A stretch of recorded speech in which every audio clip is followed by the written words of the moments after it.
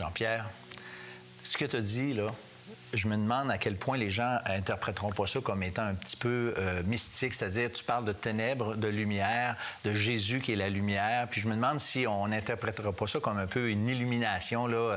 Tu as eu une révélation, le ciel s'est ouvert, toi, là, puis toi, c'est pas comme ça, ton expérience, c'est beaucoup plus terre à terre que ça, non?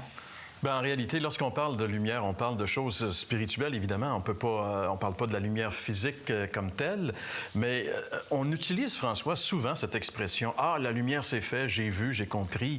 C'est un peu dans ce sens-là. En ce qui me concerne, pendant presque un an, moi, j'ai entendu le message de l'Évangile, j'ai lu le Nouveau Testament. Je savais jusqu'à un certain point ce que Jésus attendait de moi, mais j'hésitais et il y avait comme un déclic qui ne s'était pas fait encore. Et je me rappelle très bien de ce soir d'octobre 1974, alors que j'étais à Sorel, j'étais animateur à la radio, j'animais une émission, mais tout en animant, je faisais un cours biblique. Et ce cours-là, c'était « Ils ont rencontré le Christ », et c'était l'histoire de ce malfaiteur mourant qui était crucifié aux côtés de Jésus lorsque Jésus est mort.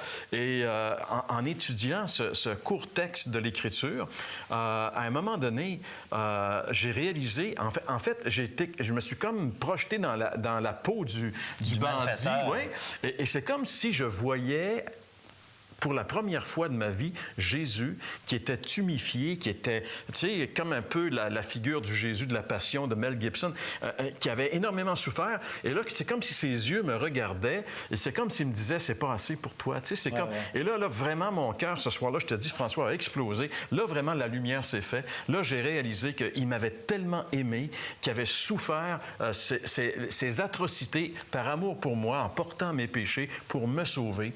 Et là, parce que moi, je résistais toujours à Jésus. Je ne voulais pas lui donner ma vie. Je savais que c'est ça qu'il voulait.